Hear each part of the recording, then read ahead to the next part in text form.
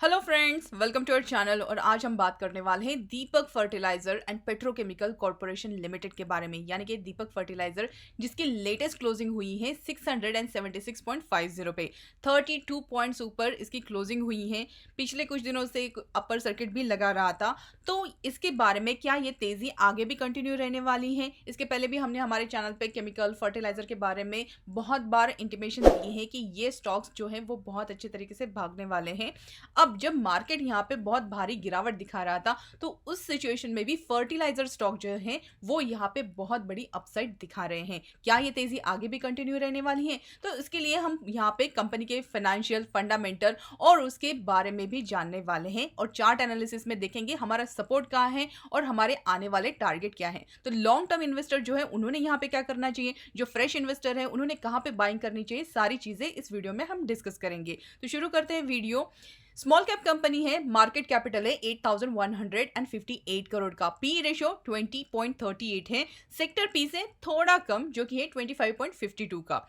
Financials भी देख लेते हैं, तो देखिए 2018 से लेके 2020 तक यहाँ पे अगर आप देखते हैं तो ये जो टोटल रेवेन्यू है गिरते हुए 4,780 करोड़ हो गया था, लेकिन पिछले साल से कंपेयर अगर हम करेंगे तो इस साल में बहुत अच्छा इंप्रूवमेंट नजर आ रहा है। 5,841 करोड़ का यहाँ पे इंप्रूवमेंट है पिछले साल के कंपैरिजन में। इबिटा देखिए, यहाँ पे अगर आप देखते हैं तो 559.54 से बढ़ते हुए 987 करोड़, बहुत बड़ा जंप आया है यहाँ पे इनके इबिटा में। और इसी के साथ नेट इनकम भी देखते हैं तो गिरते हुए ये हो गया था 87.26 करोड़, और अभी देखिए 400.31 करोड़ का नेट इनकम, बहुत ज्यादा यहाँ पे जंप नेट इनकम में भी दिखाई दे रहा है। और उसी के साथ ईपीएस भी अगर आप देखते हैं 9.53 से हो गया अभी 41.11, मतलब पिछले साल के कंपैरिजन से अगर हम इस साल का कंपेयर करें तो बहुत बढ़िया यहाँ पे प्रॉफिट, उसी के साथ net income, earning per share में ग्रोथ नजर आ रही है। शेयर होल्डिंग पैटर्न भी देख लेते हैं। 47.58% यहाँ पे प्रोमोटर होल्डिंग है, लेकिन यहाँ के प्रोमोटर की जो प्लेज है बहुत ज्यादा है, 44.17% की यहाँ पे प्रोमोटर की प्लेजिंग है, जो कि एक नेगेटिव पॉइंट यहाँ पे इस कंपनी के लिए बन सकता है। म्यूचुअल फंड अगर हम देखेंगे 1.34% है, DII 0.44%, FII 11.95%, retail and others यहाँ पे 38.69% की हिस्सेदारी लेकर चल रहे हैं। कंपनी के स्ट्रेंथ के बारे में भी देखते हैं। हाई पेट्रोस की स्कोर है, उसके साथ ईपीएस में ग्रोथ है, 52 वीक नया हाई लगाया है। आरओई आरओए में यहाँ पे पिछले 2 साल से अगर हम ऑब्जर्व करें तो बहुत अच्छा इंप्रूवमेंट है। Quarter on quarter basis, year on year basis पे यहाँ पे नेट प्रॉफिट इंक्रीज हो रहे हैं। पिछले 2 साल से इनका नेट प्रॉफिट और उसी के साथ बुक वैल्यू में भी परफॉर्मेंस अच्छा दिखाई दे रहा है। एफआईआई ने अपने जो शेयर होल्डिंग है वो भी इंक्रीज की है, और एक मंथ में स्टॉक जो है इसने 20% से ज्यादा गेन हासिल किए हैं। प्राइस मोमेंटम में भी बहुत बढ़िया नजर आ रहा है। वीकनेस की अगर हम बात करते हैं तो प्रोमोटर ने अपनी 2% से भी ज्यादा यहाँ पे होल्डिंग डिक्रीज कर दी है। अब यहाँ पे नेट कैश जो है यहाँ पे भी डिक्लाइन है, और कंपनी का हाई प्रोमोटर प्लेज है।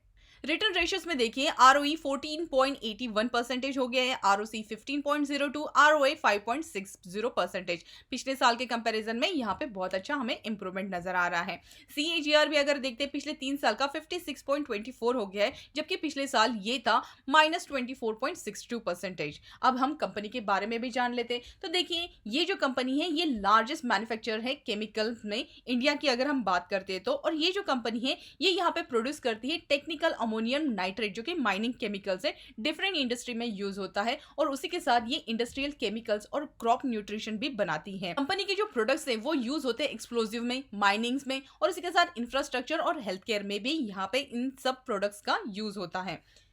मार्केट पोजीशन की अगर हम बात करें तो इंडिया में सेकंड लार्जेस्ट मैन्युफैक्चरर है नाइट्रिक एसिड का, उसी के साथ ये लीडिंग मैन्युफैक्चरर है और मार्केटर भी है आइसोप्रोपिल अल्कोहल का, और ये ओनली प्रोड्यूसर है मर्चेंट आइसोप्रोपिल अल्कोहल।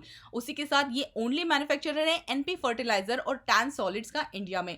इंडिया का ये लार्जेस्ट मैन्युफैक्चरर है बेंटोनाइट सल्फर का, और उसी के साथ मार्केट लीडर है स्पेशलिटी और वाटर सोल्यूबल फर्टिलाइजर, मतलब यहाँ पे बहुत सारे ऐसे केमिकल फर्टिलाइजर है जिसका ये ओनली प्रोड्यूसर है और लार्जेस्ट मैन्युफैक्चरर और मार्केटर भी हैं।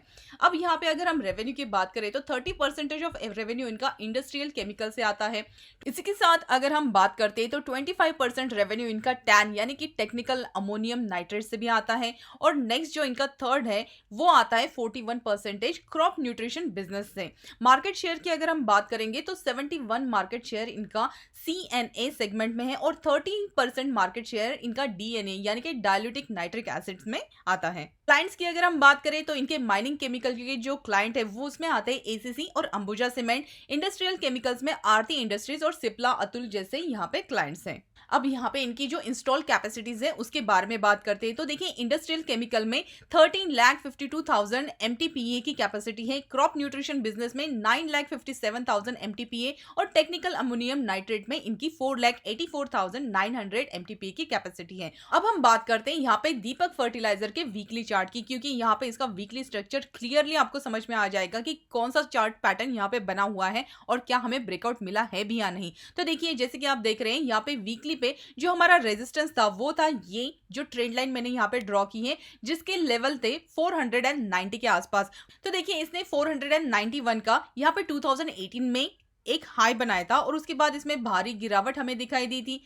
स्टॉक जो है इसने बहुत यहाँ पे कंसोलिडेशन बिताया और उसके बाद 160 का यहाँ पे जो बेस बनाया उसके बाद इसने जो रैली यहाँ पे स्टार्ट की है बहुत ही अच्छा अपमूव यहाँ पे दिखाई दिया। लेकिन ये जो रेजिस्टेंस था वहां से फिर से नीचे की तरफ यहाँ पे हमें कंसोलिडेशन दिखाई दिया और यहाँ पे 360 का बेस बनाते हुए फिर से इसने अपमूव दिया और उसके बाद सीधा ब्रेकआउट। और ब्रेकआउट के बाद देखिए अभी हम लोग 676 पे ये जो स्टॉक है अभी ट्रेड कर रहा है। अब चार्ट पैटर्न की बात कर लेते तो देखिए ये हुआ हमारा एक रेजिस्टेंस और यहाँ पे ये जो बनाया है ये है एक राउंडिंग बॉटम फॉर्मेशन और उसके बाद ये छोटा राउंडिंग बॉटम फॉर्मेशन ये बनाता है यहाँ पे कप एंड हैंडल का फॉर्मेशन। और कप एंड हैंडल यहाँ पे बुलिश मोमेंटम दिखाता है जैसे ही इसका ब्रेकआउट होता है, यानी कि नेक लाइन जो होती है इसका ब्रेकआउट मिलने के बाद। और एग्जैक्टली ऐसे ही हुआ जैसे ही ये जो हमारी नेक लाइन है इसका ब्रेकआउट हुआ उसके बाद इसने एक ब्रेकआउट दिया। ब्रेकआउट के बाद रीटेस्ट भी हुआ है। रीटेस्ट पे आने के बाद देखिए यहाँ पे 20 मूविंग एवरेज का सहारा लेते हुए और उसी के साथ यहाँ पे जो हमारी रेजिस्टेंस ट्रेंड लाइन है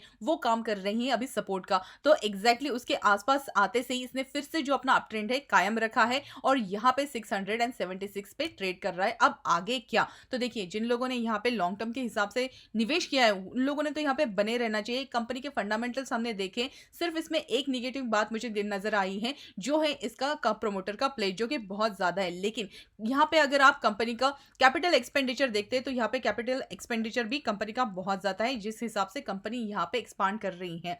तो देखिए उसके हिसाब से वो एक नेगेटिव पॉइंट है। लेकिन बाकी के अगर आप हमने जो फाइनेंशियल यहाँ पे डिस्कस किए हैं फाइनेंशियल के हिसाब से कंपनी में बहुत अच्छी ग्रोथ नजर आ रही है और उसी के साथ ये जो सेक्टर है फर्टिलाइजर और केमिकल ये सेक्टर में भी फ्यूचर ग्रोथ यहाँ पे दिखाई दे रही है जो कि हमें यहाँ पे स्टॉक में भी नजर आ रहा है। तो देखिए इमीडिएट सपोर्ट हमारा यहाँ पे रहेगा 520 का और जब तक ये यहाँ पे इंटैक्ट है इसकी अप ट्रेंड जर्नी यहाँ से कंटिन्यू रहेगी। अब टारगेट की अगर हम बात करें, टारगेट देखिए यहाँ पे जो राउंडिंग बॉटम फॉर्मेशन बना है इसके बाद यहाँ पे बहुत ही जल्द 700 के टारगेट अचीव हो सकते हैं। अगर ये 700 सस्टेन करता है तो उसमें लॉन्ग टर्म के हिसाब से अगर आप देखेंगे तो यहाँ पे 800 के टारगेट अचीव होते हुए नजर आ सकते हैं। अगर आपके पास 2 से 3 साल का अगर होल्डिंग यहाँ पे रख सकते हैं तो इसमें 900 के भी अगर लेवल दिखाई दिए तो भी उसमें कुछ ज्यादा सरप्राइज नहीं होंगे।